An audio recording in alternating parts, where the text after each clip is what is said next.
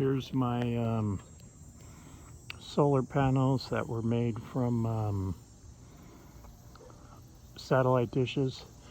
These satellite dishes were on top of the roof for 12 years and they were not blown down in any storm. So I just used them to mount my solar panels on. And I just manufactured some support pieces from some old exercise equipment. This particular one here didn't have any side supports on it.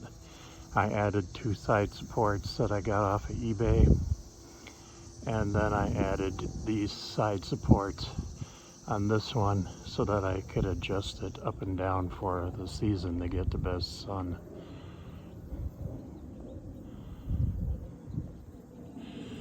So there they are. They're in that position so that my neighbors can't see them and they don't cast a shadow on each other. They're placed where the sun hits them directly and you cannot see them from the other side of the house, and you can't see them from my neighbor's house because my woods are in the way.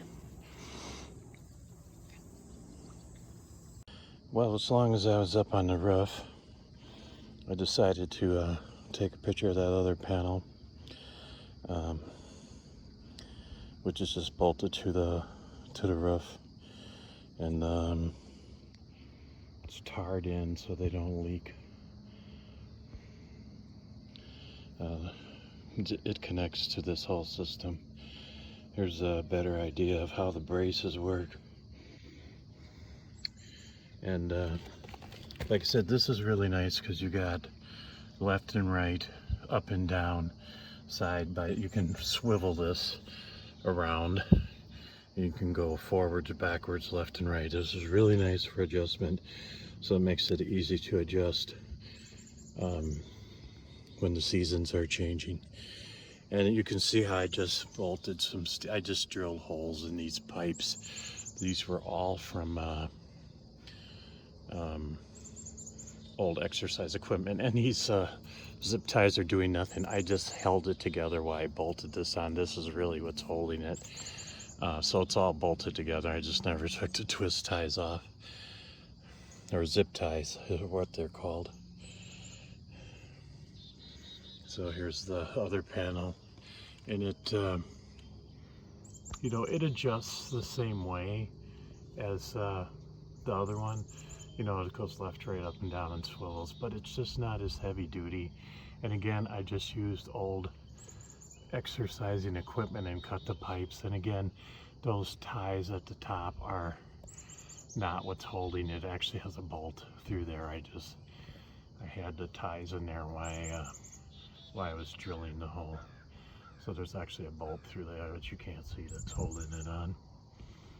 The cables just run down the side of the building here.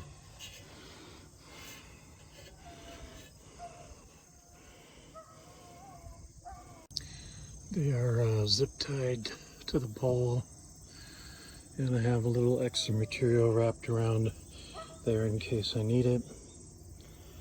And then they go into that hole down there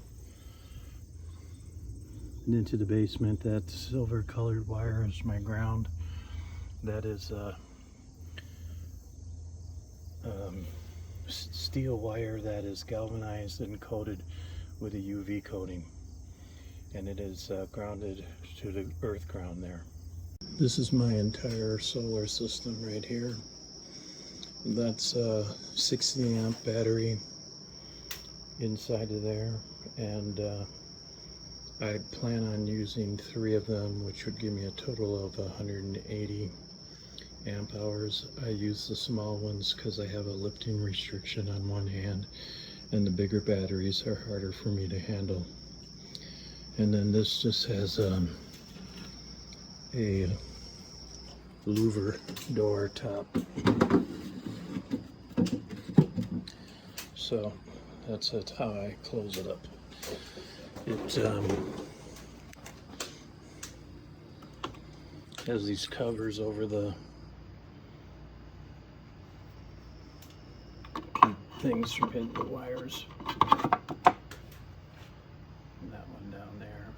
get one for that. That's just a plastic cover that it came with. But this is the whole system. The wires come in through there and run behind this panel. It's not charging right now. I don't have it plugged in because the battery's at 100% and I'm not using any power. I use that small meter here to monitor everything because the Renergy meter isn't always accurate and it has a slight delay in it. Like you can see now, it says the battery's at 92% and that says it's at 100%, so it's kind of goofy the way it reads and has a delay. I also have the app, and the app says it's 100%, and that picture says it's pretty much 100%.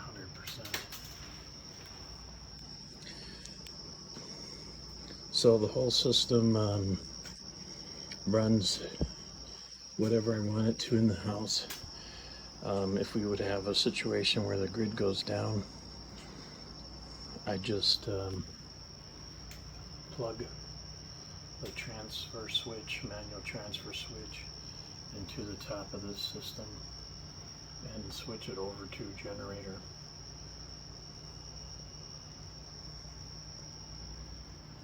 The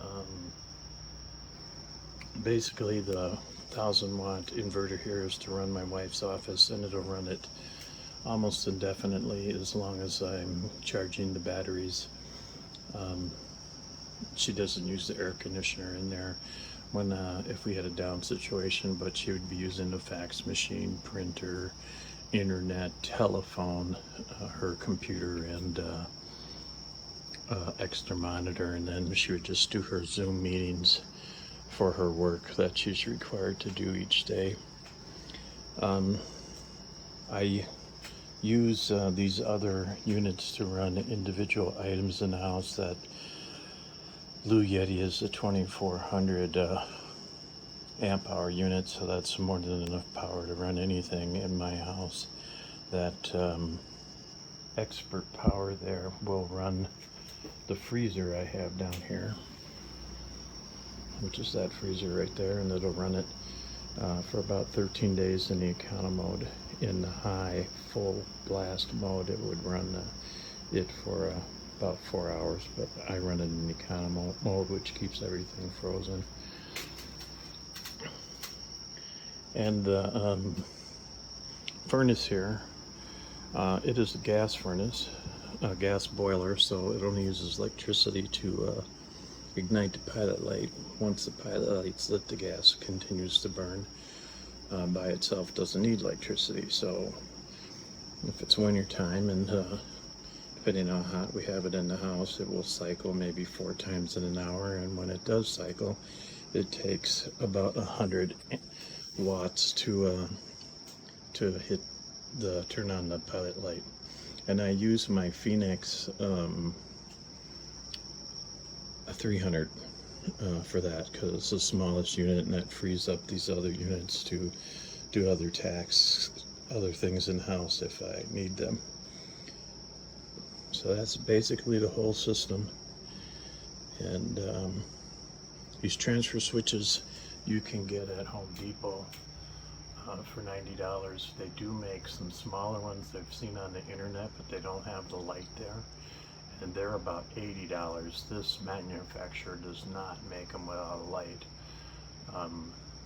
but I like to have the light because if there is an outage and for some reason something's not working right, I can easily troubleshoot. Like if a battery unit is out, that light would be out, and then I know to switch it to a different battery. So I would recommend ones with a light on if you can find them. And they're pretty easy to hook up. You can do it yourself or have your electrician do it. I also wanted to mention that I just have these wires loosely here, and those have 15 amp fuses in them, inline fuses, one on each string. And the solar panels are parallel series mounted, which gives me 40 volts and 10 amps in, and sometimes I have to disconnect them because charging the units, they charge at different rates.